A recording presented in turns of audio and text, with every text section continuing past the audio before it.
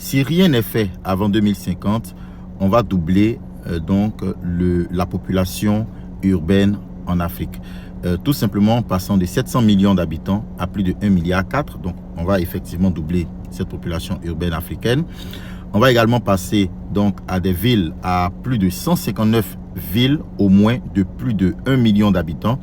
Et on va passer à au moins 17 mégapoles de plus de 10 millions d'habitants.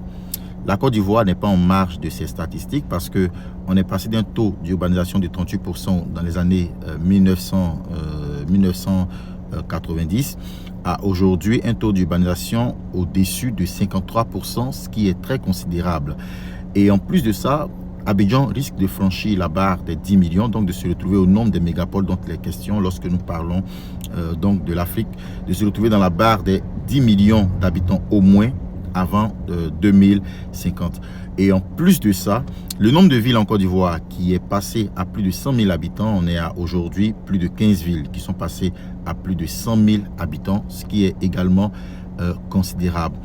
Alors, toutes ces statistiques révèlent deux choses que je veux partager rapidement dans cette vidéo.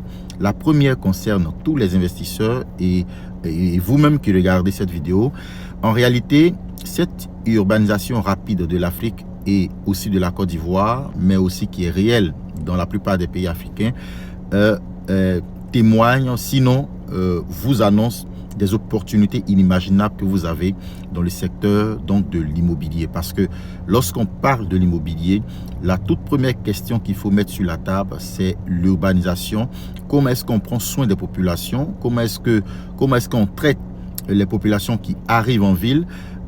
Quels sont les mécanismes donc de développement qui sont mis en place plutôt pour gérer ce flux migratoire, ce déplacement massif des populations vers les villes. Je rappelle que cette urbanisation rapide n'est pas seulement due à l'exode rural, mais aussi à l'exode, donc si on peut le dire comme ça, intercontinental, parce que vous avez plusieurs personnes aujourd'hui qui vivent aux États-Unis, qui vivent en Asie, qui vivent en Europe, voilà, et qui arrivent en Afrique via des opportunités pour travailler et s'y installent avec leur famille. Vous avez également plusieurs personnes, plusieurs Africains de la diaspora qui partent de l'Afrique et aujourd'hui qui sont en train de revenir. Donc aujourd'hui, il y a beaucoup de personnes, une grande population qui arrive en Afrique. Il va falloir répondre donc aux besoins en logement de ces personnes, aux besoins de sécurité, aux besoins